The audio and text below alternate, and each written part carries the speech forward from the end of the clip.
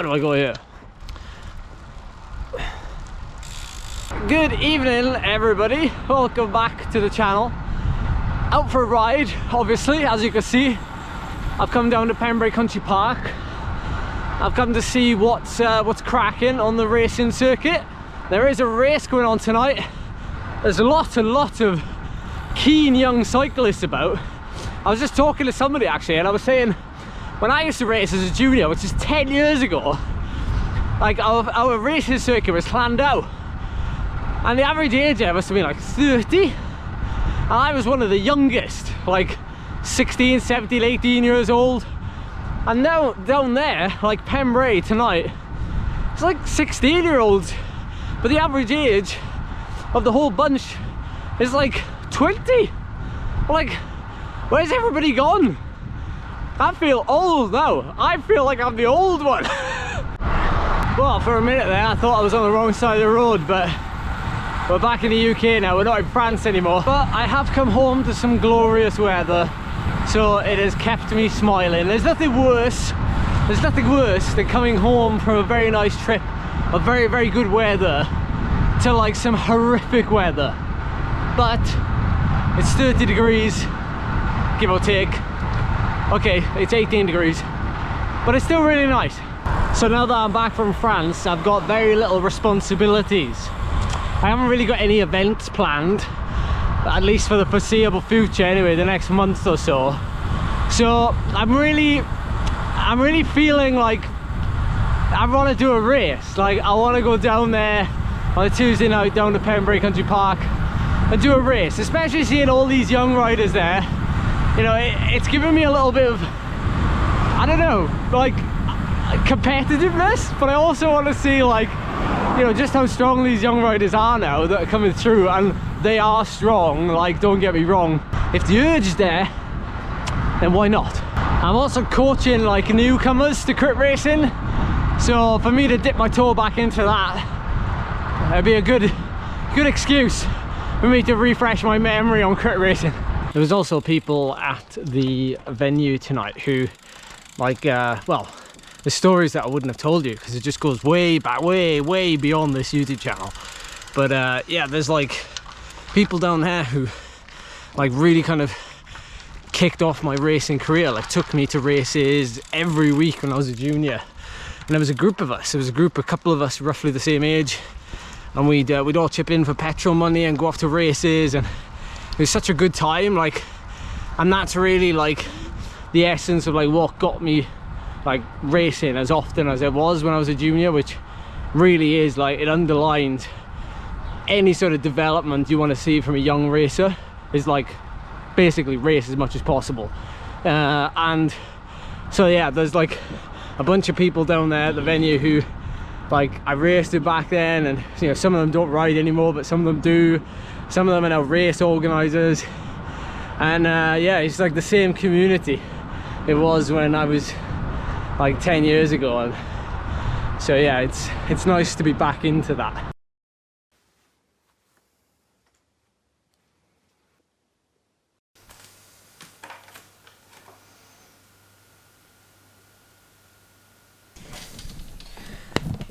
Whoa.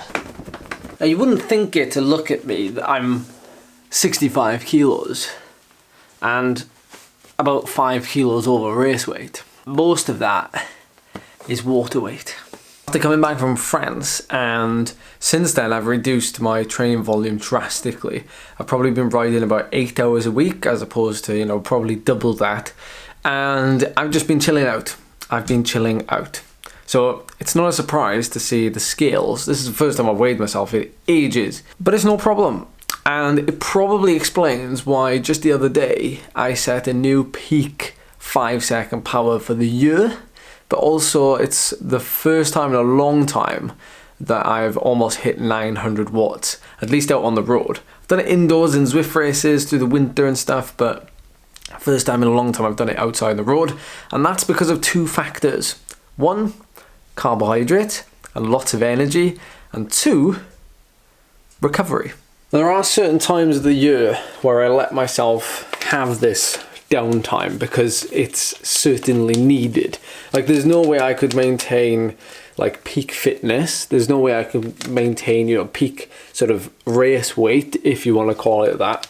So I have to give myself some downtime, and that's what that has been the last couple of weeks, coming back from France, or even just being in France actually. Like, I sort of treated it as a little bit of a holiday because I needed it more for my head than my body, to be honest. But coming back, you know, I've not really been riding. I've been catching up on a lot of like coaching, YouTube, editing, you know, all this sort of stuff, and like emails. So really, the Tour de France has been on as well, and of course it's really hard to like do anything when a Tour de France stage is on. So because I've not really got anything on the radar now for the next couple of weeks, I'm probably going to just slowly but surely get back into some sort of fun structure and start looking towards the hill climb season. Start looking towards doing some slow and controlled weight loss. Although, you know, let's be real, like 65 kilos, it's mainly because I've not been exercising. So, you know, take it with a pinch of salt, guys. Like, if you're an elite level athlete or anything like that, like, it's not something that really should be at the front of your mind. Like, at the front of my mind now is the fact that I've not trained properly.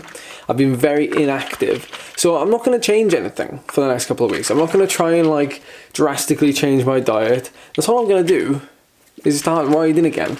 Start riding a bit more and just enjoying riding, and then that will naturally, the scales will naturally speak for themselves. I used to talk a lot about this like a couple of years ago when I won the British Hill Climb Championships, and you know, it's an important part of cycling, obviously, but I never like to push it down people's throats because it's quite personal.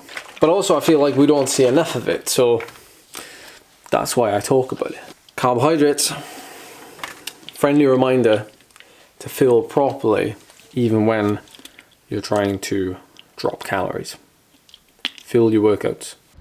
So I was talking earlier about training for hill climbs, and you know, I love hill climbs, and I know people tell me, you know, a lot of them are short, so why do you bother doing them? Like, just concentrate on long ones, and just, you know, basically just double down on that, which, yes, you know, I get, but you've got to have a bit of fun in your program as well.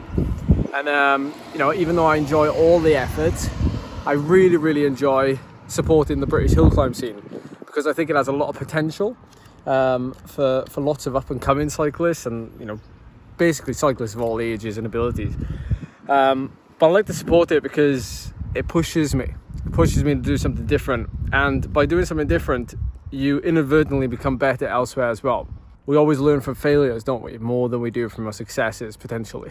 Only this time in this hill climb season, like, I want to regain my title that I won in 2019, albeit this climb is probably just a 5-minute effort, but it gives me a chance to pursue some personal ambitions as well, in terms of updating my power curve. Things like 500 watts for 3 minutes, 480 watts, 490 watts for 5 minutes, if that's even possible for me. And I also want to play around with gym work. I want to go to the gym regularly. I want to lift carefully. I want to lift strongly under the guidance of Charlie.